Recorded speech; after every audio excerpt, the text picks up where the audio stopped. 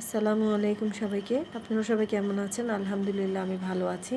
আজকে আমি দেশি মুরগি দিয়ে আলু কিভাবে ঝোল করে রান্না করা যায় তার রেসিপি আপনাদের সাথে শেয়ার করছি। রেসিপিটি ভালো লাগলে আমার চ্যানেলটিকে সাবস্ক্রাইব করবেন, লাইক, কমেন্ট, শেয়ার করবেন। এখানে আমি একটি বড় সাইজের দেশি মুরগি পরিষ্কার করে কেটে ধুয়ে নিয়েছি, দেখতে পাচ্ছেন।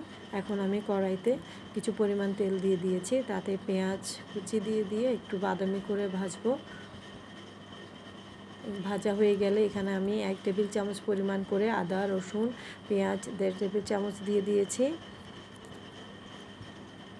দেখতে পাচ্ছেন। এখন আমি এগুলোকে ভালোভাবে ভেজে নিচ্ছি। ভালোভাবে ভেজে না নিলে একটি কাঁচা গন্ধ থেকে যাবে, ভাজতে হবে। এবার আমি 1 চা চামচের চেয়ে একটু বেশি পরিমাণে জিরা গুঁড়ো দিয়ে দিয়েছি এবং একসাথে ভেজে নিচ্ছি।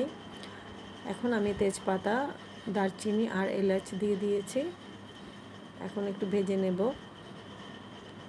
ভাজা হয়ে গেলে আমি একটু এখানে পানি দিয়েছিলাম আর একটু স্বাদমতো লবণও দিয়ে দিয়েছি। এখন আমি আধা টেবিল চামচ পরিমাণ দিয়ে দিয়েছি লাল মরিচ গুঁড়ো এবং 1 চা চামচ পরিমাণ দিয়ে দিয়েছি হলুদ গুঁড়ো এবং 1 চা চামচ পরিমাণ দিয়ে দিয়েছি ধনে গুঁড়ো।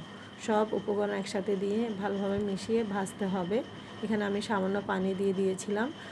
ভাজা হয়ে গেলে টমেটোও দিয়ে দিয়েছি। টমেটো দেওয়ার পর এখন আমি মুরগিগুলো দিয়ে ভালোভাবে কষিয়ে নিচ্ছি। ভালোভাবে কষিয়ে না নিলে খেতে ভালো লাগবে না। কষানো হয়ে গেলে আমি ঢাকা দিয়ে রেখেছিলাম, যেটা স্কিপ হয়ে গেছে, ঢাকা দিয়েও রেখেছি এভাবে। এখন আমি টুকরো করা আলুগুলোকে এখানে মিশিয়ে দিচ্ছি। মিশিয়ে দিয়ে কিছুক্ষণ ভেজে নেব। ভেজে নেওয়ার পর আমি এখানে পরিমাণ মতো পানি দিয়ে দিয়েছি। এটি একটি বেশি পাতলাও না ঘনও না, একটি ঝোল হবে।